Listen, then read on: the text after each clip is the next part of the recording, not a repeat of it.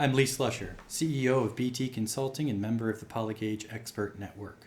My job is to distill complex geopolitical and security issues into concise, usable bits of information with which my clients can make sound decisions. On July 22nd, I took part in a Polygauge Power Hour in which I detailed, among other things, the impending collapse of the Afghan government and the high likelihood of a Taliban victory throughout most of the country. In that video, I likened the Afghan government to an organism on life support, with the US-led coalition being that life support. Once the support was removed, the organism could not survive. This is what we've seen take place, and the Taliban has seized and now controls most of the country. Much of the commentary over the past several weeks has focused on the question of why the coalition would withdraw and surrender key bases before evacuating coalition personnel and other allies. It's important to note that this only could have occurred had the U.S. acknowledged that the Afghan government was going to collapse without this life support. This is not what happened, which is how we arrived at the current situation. Throughout the international community, there's been a great deal of discussion over possibilities ranging from women's rights to terrorism to potential partnerships between the Taliban and other countries such as China. But we need to realize that everything that happens going forward depends on what occurs inside Afghanistan, not outside Afghanistan. This brief video update focuses on where things stand in Afghanistan in the coming 12 months or so.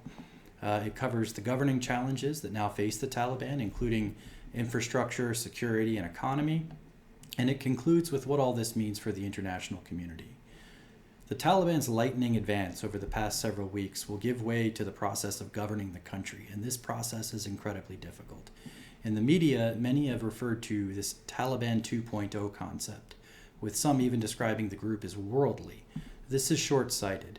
The Taliban is fundamentally the same organization it was.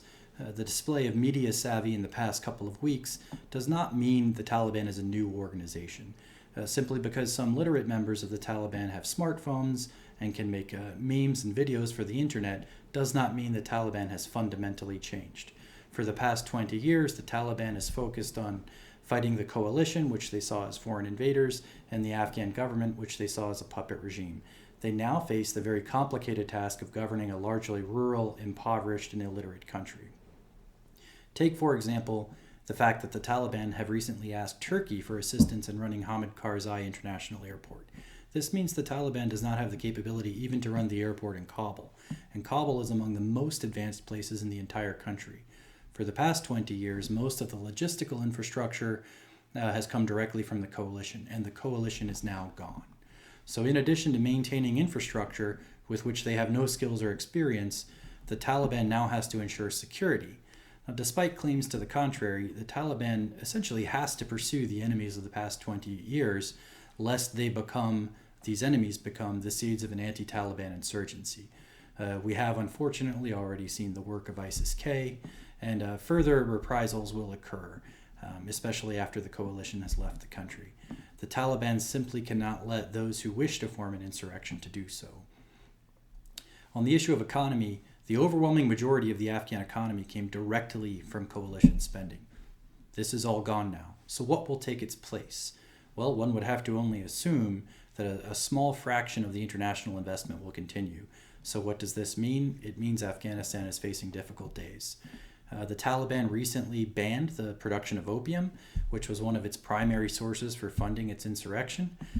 So how long might this ban last, given the precipitous end of foreign investment?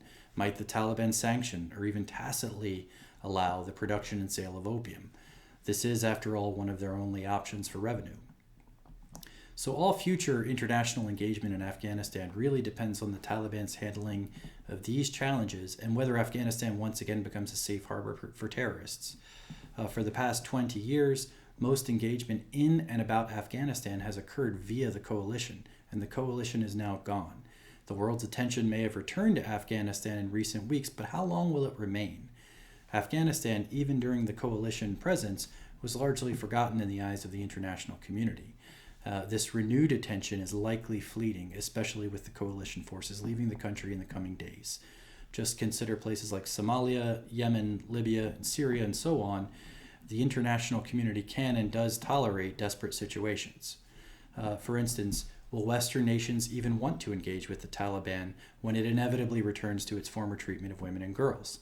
In addition, China has expressed an interest in working with the Taliban, but in doing so, China would face the same challenges I described earlier. So this amounts really more to Beijing hedging its bets. So overall, despite such overtures from various countries, most nations will likely adopt a wait-and-see approach. Thank you for your time.